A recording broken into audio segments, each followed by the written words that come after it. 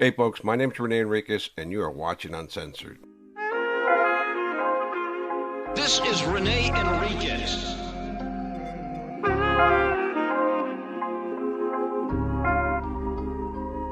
Nickname Bootser. Blackhand of the Mexican Mafia. Prison gang politics. Hey folks, my name is Rene Enriquez and you are watching Uncensored. Welcome back to another episode of the Ralph Perico Rocha Debrief.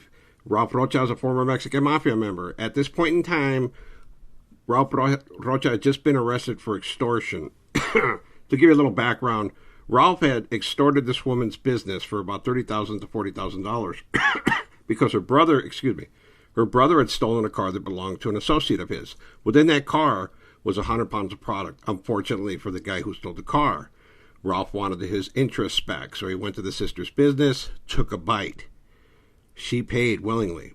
He got greedy and went back for a second bite. She got scared. She contacted Francis Hardiman from the Los Angeles County Sheriff's Department Majors Bureau, and she wired up. With that evidence, they arrested Ralph Rocha for extortion. Ralph saw the writing on the wall, and he cut a deal.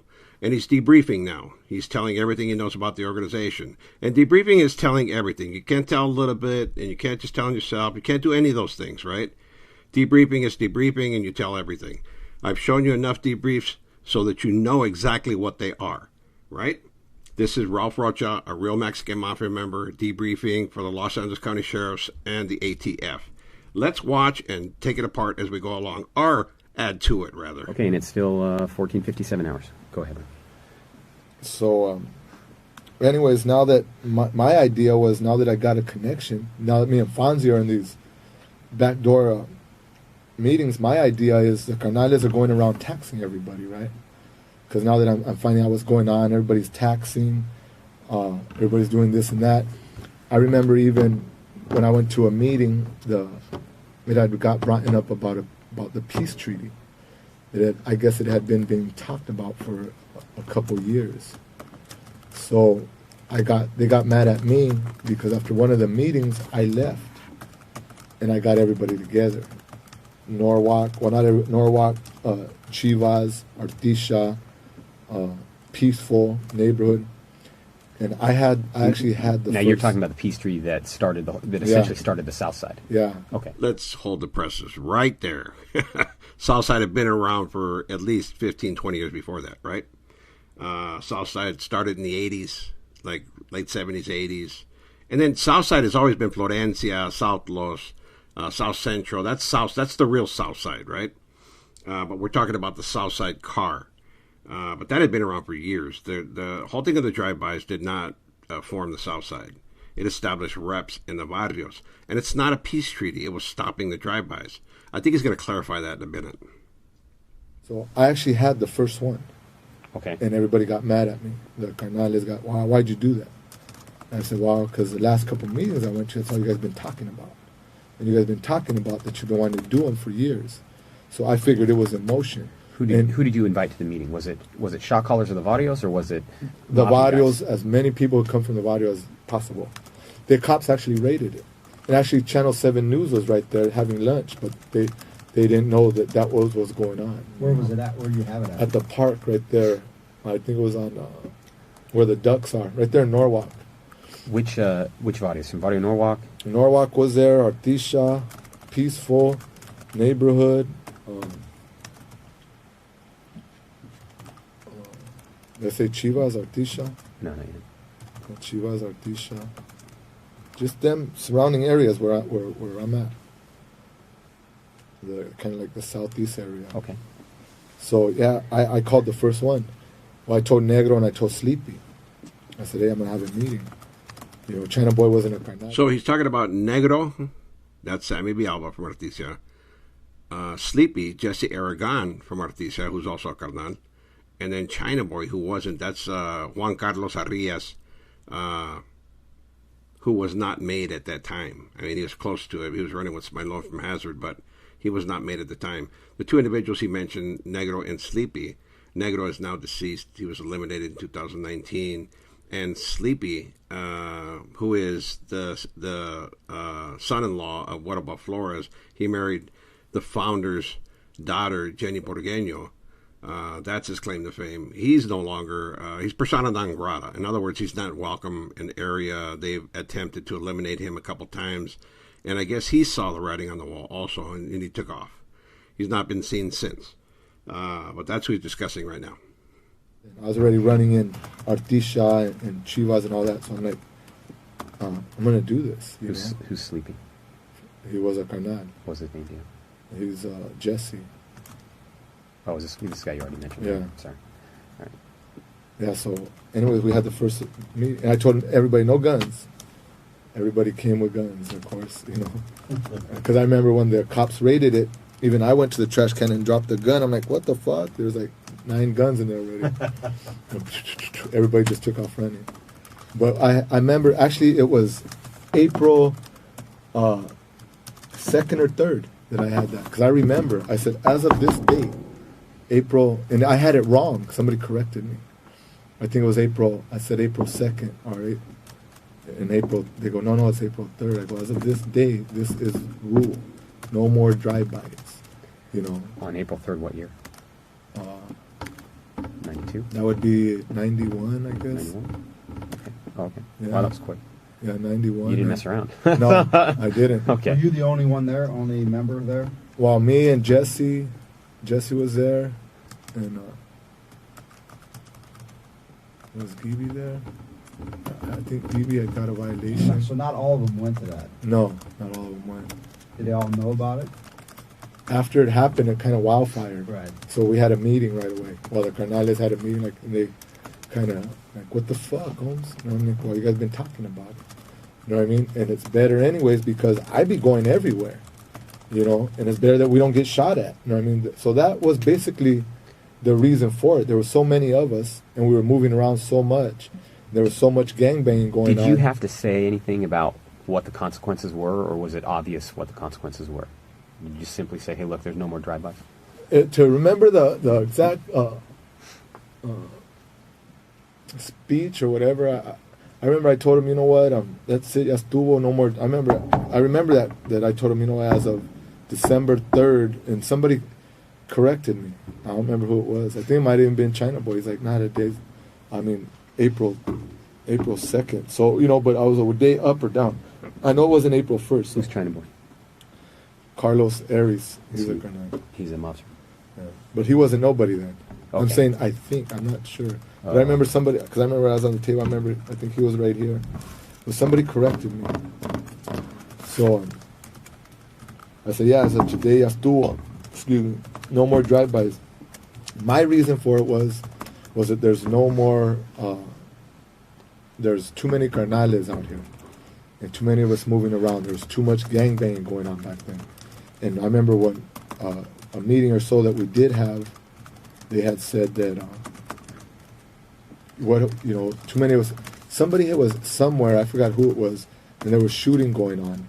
So it came up about, well, what happens if one of us gets shot?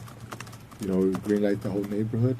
So that's how this, it started getting talked about more and more, that it had been being talked about. So that's what I went on. I'm like, you know what? There's too many carnales out here. And we're in and out. And I told him, especially around here, because you had me, Gibi, Negro, Sleepy. I don't know if Rocha was out yet, but Danny. A lot of people would run through, in and out of there. Campeon. That was like a... Artesia was a hub. It had a huge degree of representation from the Mexican Mafia. You had Rocha, you had me, you had Night Owl, you had Negro, you had Sleepy. That's 5 carnales right there active in that area. So carnales were through there all the time. And it's always been a hotbed of activity. We have one historic picture where What Above has a baptism in Hawaiian Gardens in the 80s or the 70s. And there's a picture of Tati and him and Joe Morgan and a bunch of guys in front of What Above's house. That's on Horse Street in Artesia. So Artesia has always been a hub for the Mexican Mafia. A spot where I'd see carnales just driving around like every day. Somebody, I'd see one of them in a car somewhere. So anyways, it was like, no, yes. Anyways, you can't do that because there's too many of us here. Too much gangbang going on. And if we get hit, you guys are done. So my thing was, I told him, look, I'm not taking it from you guys. I remember I told him this. Because I told him, look, I'm not taking your pride or your own honor with your barrio. If you got a problem with dudes, because us and Chivas are going at it tough. You know what I mean? I mean real heavy. So I'm like, look, if you got problems, my homeboys got problems, or you guys from Chivas, you got problems with one of my homeboys, all you got to do is let me know.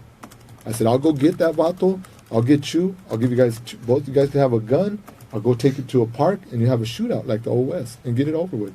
But too many fucking innocent people. Let me stop this right here. I mean, I remember when two camaradas would start beefing in Folsom or Pelican Bay or something like that, right? We would give them the opportunity, right? Like one camarada would come up and say, man, this dude did this, did that, did this. And we tell him, like, dude, do you want to handle it? We'll give you both knives and whoever comes out, comes out. You know, that sounds like a personal beef. You guys have a personal beef. We're not going to let you bushwhack him. We'll give him a knife. We'll give you a knife. And after that, it's resolved. And 9 times out of 10, in fact, I've never once had a camarada take up the offer. And I think I did it at least 2 times. And nobody's ever taken up the offer. But that's how it used to be. There was no scallywag crap there going on where, you know, a camarada, like contemporary times, a camarada spits on a camarada's boots to a secretary and he gets boo-bopped. Or he gets, you know, 39 sopas or whatever, you know. There was none of that. It was like a camarada was a camarada, and they were protected, right? So Ralph's perspective on this, like, look, if you got an issue with a homeboy, we'll let you guys go handle it. And you know, handle it like the Old West. That's how it was in the joint, too. And that's a strong principle that always kept the camaradas intact. That's when camaradas were real camaradas, not these 19-year-old Edgars dropping the Ed word, saying on hood. Here we go. Getting shot. You guys are spreading your shit too. I said, but that's it. If you guys really about your barrio, that's how that's going to be handled. Or if you're going to handle or you want to go around to another barrio and do something, you better get your fucking ass off that cart and walk up to him in his head. I said, no more shooting from, 10 feet, 20 feet, 500 feet because you're hitting the wrong people. So, I remember this is my kind of bag, right? That was the whole premise of stopping the drive-bys, right? You had to disembark from the car. You will not fire from a moving vehicle. A lot of kids were getting hit, right? That was the first focus, and the primary intent was, women were getting hit, old ladies were getting hit, kids were being eliminated, and that's the truth. And it was horrible. We saw it on the news up at the Bay, and it took us all aback. No, excuse me, we saw that on the news in the county jail. I wasn't at the Bay yet, but it took us all aback. Nobody liked that, and this was what it was about at the first initial steps for stopping the drive-bys. But the primary objective was to get reps in the hoods. We had all the hoods there. We could get dudes that we can communicate with. Barrios we had never spoken to in the past and never had communication with. Now they're coming to meetings with Mexican Mafia members. That was a huge transition from prison gang to organized crime syndicate. You're seeing that here. It seems like nickel and dime. And you're going to see some more nickel and dime stuff in this video. But remember this. This is the prison gang evolving into criminal organization, right? It's evolving here. So it's taking baby steps. Just keep that in mind. I go on with woo, woo, woo. So everybody's like, yeah, cool, woo, woo. Boom, but the cops raid it in the middle of all this. But I remember I did get that out. Oh, and I did tell them because all my shit that I had in the works was coming together sort of too. I said, and we're going to start having the drogas. So if you ain't slinging our drogas or you ain't doing nothing, then you're not doing nothing. You know what I mean? Your subject, don't come crying to us when you're getting robbed. That leaves you open season for whoever. So, but the cops raided it. Boom, boom. Everybody took off running. I got away. A couple people got away. Some people got busted. So anyways, all that was going on. I'm getting the coke. The few people that I have, because I'm barely getting it now. The carga, I'm barely getting it. I'd get a pedazo, and I'd give you, even if it was an onza. If I got an ounce, I'd give you an ounce. Out of this ounce, you could make, breaking it down to 20s, you could, I was doing the math on it, you could make, that's what was going, the rock back then. Everything was going in 20s. The carga was going in $20 papers, too. So what I was doing was the carga, I was giving free coke. I was trying to work the drugs over to everybody come and get my drugs. So everybody was complaining about being taxed and all this. So I figured, okay, what I'm going to do is I'm going to give you an ounce. You can make 2,004 to 800 off it, depending on your own little mind on how to sell drugs, your own little shortcuts. That's about the maximum you can make is 2,008. The minimum you're going to make is 2,004. That's what I'm talking about. This seems nickel and dime, right? Giving out ounces, counting out $20 papers, right? This is the Mexican Mafia right here, right? And they're dealing $20 papers, right? But look at his principle. It's the inception of his business model, and he's pretty smart, right? He's hoodwinking them, but they're not realizing they're being hoodwinked. He doesn't want to go out and overtly tax them, so he wants to incentivize them. That's his whole get down. This guy is a great business guy. I mean, you look at it, he's got a great business mind. So I tell him, look, the ounce is costing me, 900. It really wasn't. It was only costing me like 300, 400. I said, it's costing me 900. Give me back what I'm paying for it, and then we're going to split the profit. So we're going to split the 1,000, whatever, 400 to 600 and I'm going to keep that extra 100 for gas because I deliver to you. So I get 1,000 of it off the top. You know what I mean? So that's how I was working mine. This was my idea, and that's what I'm telling Gibi. This is what we're going to do. We're going to stop taxing them, because if we keep taxing everybody, it's going to send them away. How much could they sell an ounce for at that time if they cut it up? In 20s, you get like a 2,004 to 800. So between 2,400 and 2,800? Yeah. You could probably still do the same today. Same thing. It's all the same. Was that rocking it up? Yeah, I was rocking it up. Rock was real big back then. Right. So that was my plan to get around it, because personally I didn't see, I try and put myself in other people's, I wouldn't want to be taxed. And I seen it as me helping you I'm giving you other than taking. And that's what I tried. And I was already had a bad jacket from robbing everybody or taking everybody's shit. Then when Gibi came on, we started doing the good cop, bad cop.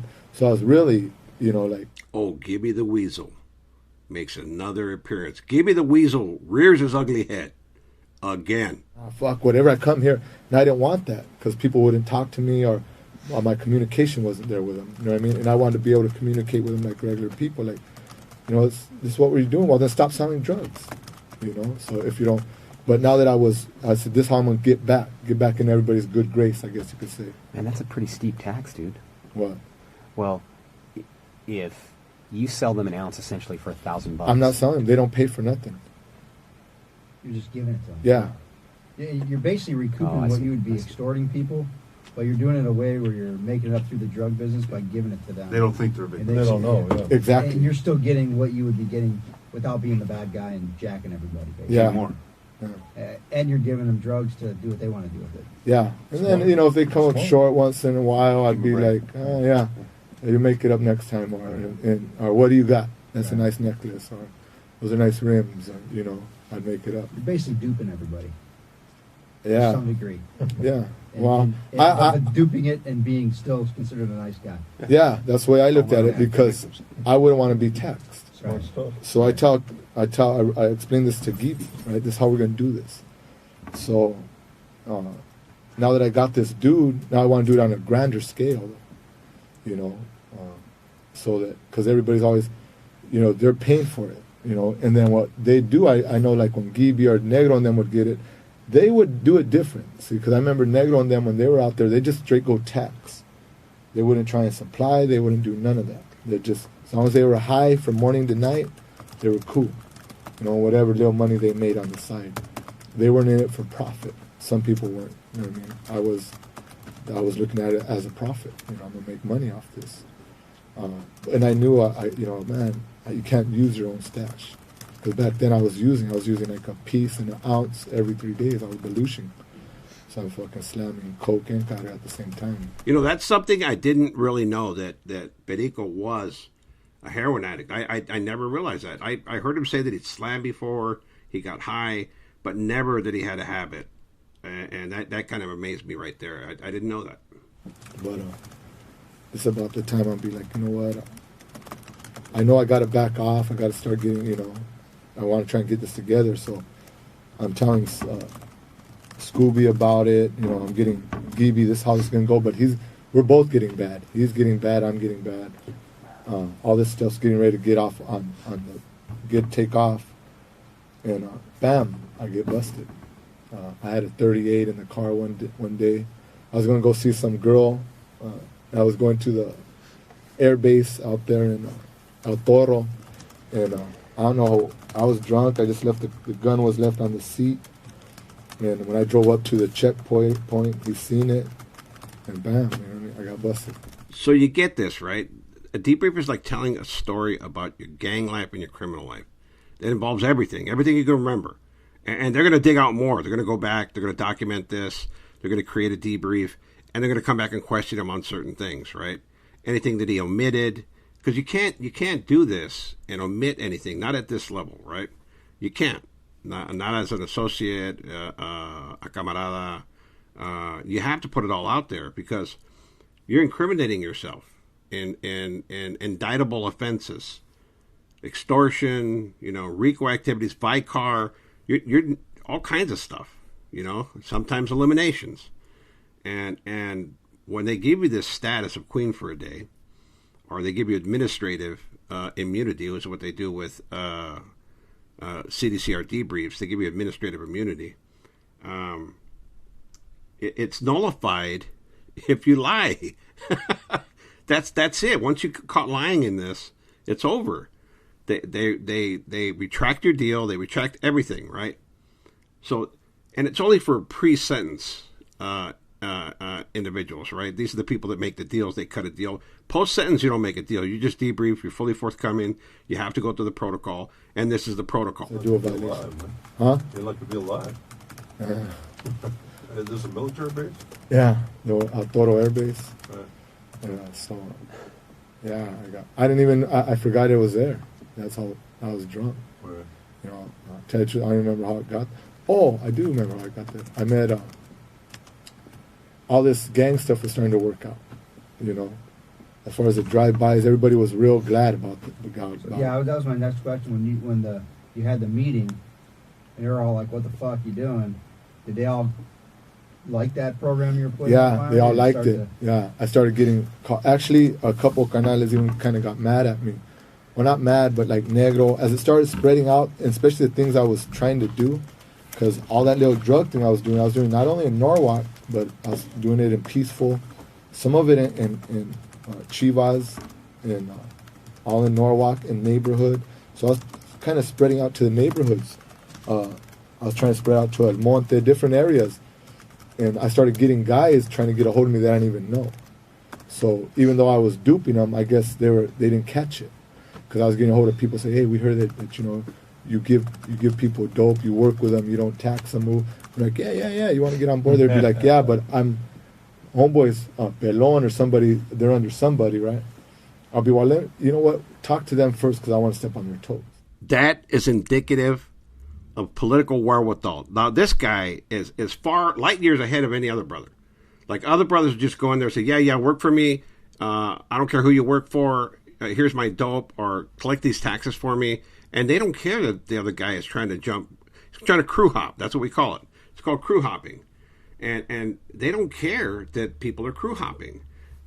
Here, Perico is showing political awareness, tactfulness, and he's doing it really well. I mean, for a brand new member, he's flowing.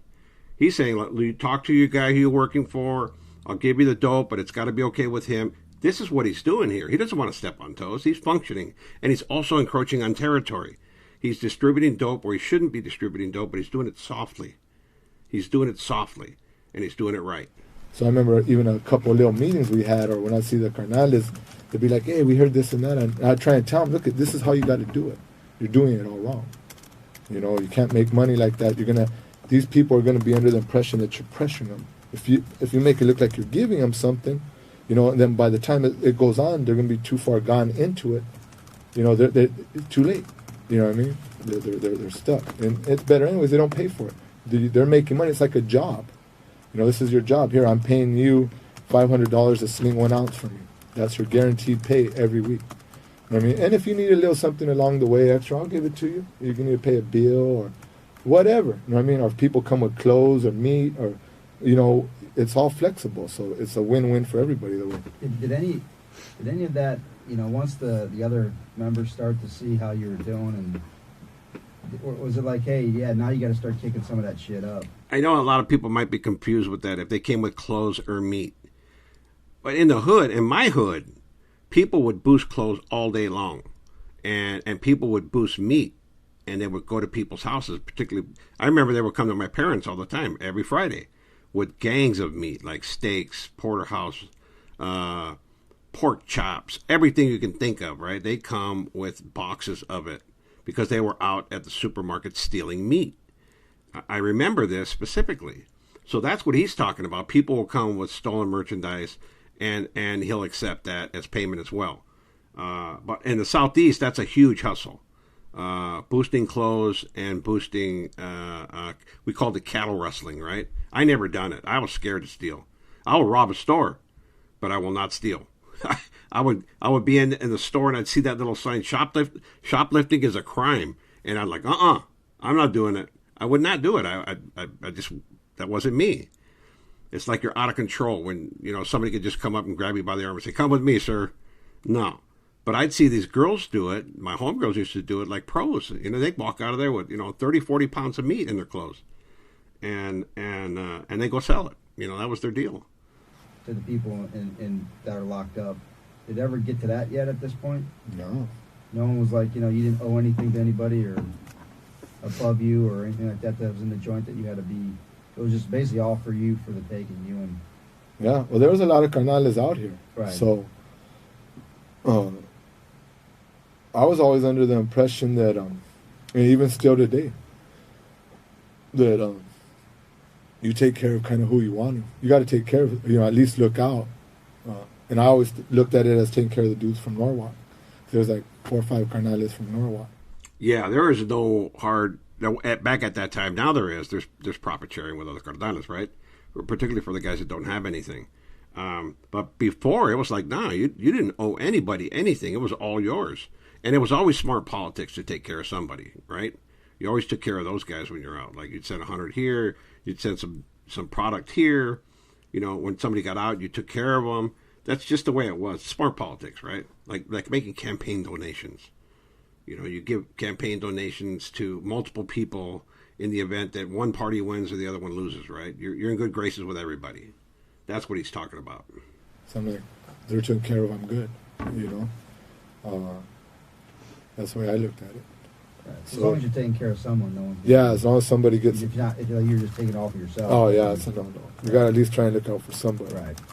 So yeah, all that's working out. All that's it's coming together. We're having little meetings.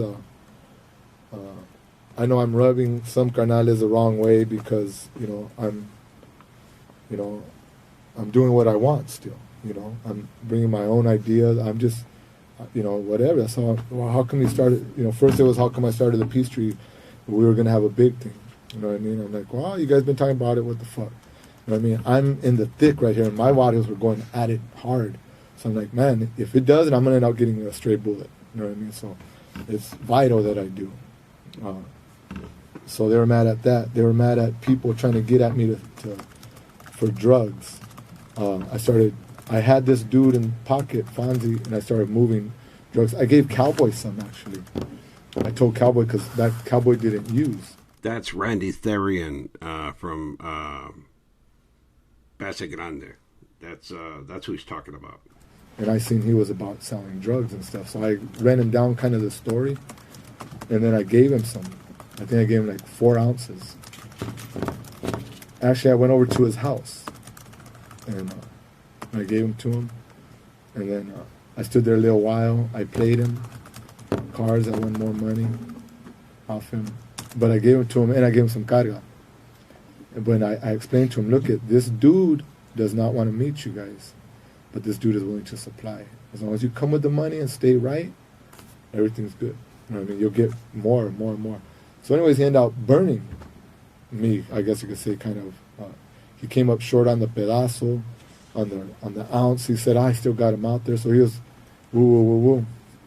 So I cut him off. I'm like, you can't do that. I got to pay for it. No matter what you say, no matter what you do, I'm going to pay for it because this dude, in the long term, he's better to have as a friend and pay him than fucking with the money. You know, it's only like a couple $100. See, that's the terrible thing about carnales, right? All they think about is the immediate gain. And to them, getting over on a few ounces is big score. Most of them think small. Most of them are like pea brains, right? And there's an old saying, never involve a carnal in your business because they'll ruin it. And that's the absolute truth. Absolute truth. Carnales are terrible at this. They steal, they lie, they don't pay their debts, they make excuses. And we've seen this over and over and over again. And some of these wiretaps, like, you know, with Fast Fred, with Little One, there's a bunch of carnales that do this. They do this. And that's just, to them, it's they don't know how to do business. All they think about is getting over. Yeah, well, we're carnales and stuff. Like, it's not like that. I mean, this dude's like separate. You know, it's not like that. You know, we got to get something going. So we argued about it back and forth, but I cut him loose. I'm like, that's too. You can't handle this shit. So let me ask you a quick question. When the real big meetings actually occurred in like Elysian Park and stuff like that, I was arrested. You were already in custody? Yeah. Okay. For that El Toro Marine Corps Station caper? Yeah. So you were in custody in that? Okay. Did you have any input into arranging that or anything like that? Which one? Those big meetings. Or Those ones? That one you're talking about? No. This not this one that you talked about. The big. You know, remember they had a bunch of big meetings like in Elysian Park and down in. No, that was with Ontario. people out here on the streets. Okay, but did you talk to them or have any contact with those people? Okay, so they just saw that you had already pulled the trigger on that, and they said they had already been talking about it, saying it's a good idea, and then they kind of did their own thing, which was the same thing that you had done, correct? Yeah. Okay. Yeah, or it was getting around already because we started right there, so it was getting around that peace treaty, you know. And I think it like the pot kind of spilled over, and they were forced to move. Got it. You know, but yeah, it did start there. That's okay. You know, I did start that. You know. What that at the naval base? You picked up a gun charge, like ex-con with a gun or something? Yeah. Well, it was just the 38. I went to Orange County. Right. I don't know what they gave me. 16 months, 2 years. That was the first I got arrested. I love his sound effects. Woo, woo, woo. Woo, woo, woo. I've been listening to him throughout all the recordings we've been watching. He does that, and it's kind of endearing, right? Because it's hood. It's hood. And if anything, Perico's hood. But he's such a affable and likable guy. It looks like the kind of guy you could just chill with, tell war stories with, have a beer with, and have a good laugh with, right? Because he doesn't seem like a hard-nosed, hard-edged guy, you know. And mobsters shouldn't seem that way. I mean, not the effective ones. And he comes across like just a guy who wants to make money, and I think that was his strongest suit right there. That was the first time I went up to the bay. I got up to the bay. Güero Sherm was my Sally. Theo Pio was finally there. Asha was there. So, you know, I start meeting guys. They're like, hey. That's when Theo Pio was like, hey, man, I heard a lot about you. So, you know, all this is kind of news to me, you know, because I'm... You remember when you were arrested? No. Okay. At night. Okay. But not last night. You know, if I stop and think it out... No. All right, folks. We've reached a point where we must end this video, unfortunately.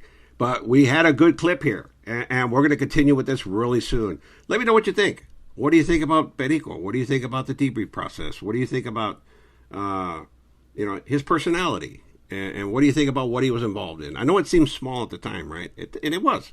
It was. But look at the bigger picture. They're establishing something. The Mexican Mafia is establishing a foundation in the community, not prison, in the community. And this is a first. This is a first for the organization. All right, folks. I hope you enjoyed this segment of Perico Rocha Debrief. As always, leave a comment. Hit that like button. And forward it to a friend if you can. Watch the video in its entirety. I always say this. Watch the video in its entirety. It helps support the channel. Because I know a lot of you, we got memberships. We got Buy the Team a Cup of Coffee. We got merch on www.realreneenriquez.com. We got a bunch of stuff. And we understand that a lot of you guys can't do that, right? Because times are rough, man. Times are rough. So how you can help the channel is by leaving a comment, hitting that thumbs up notification and watching the video in its entirety. That's ample support for us.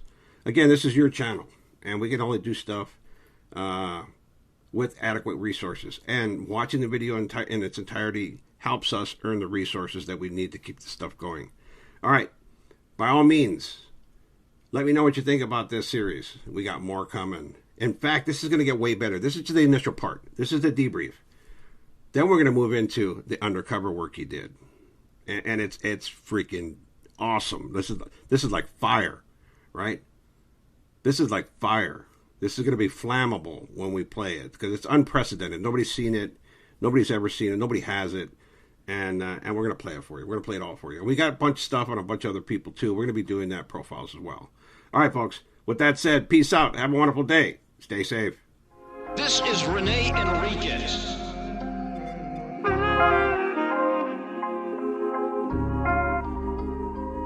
Nickname Boots.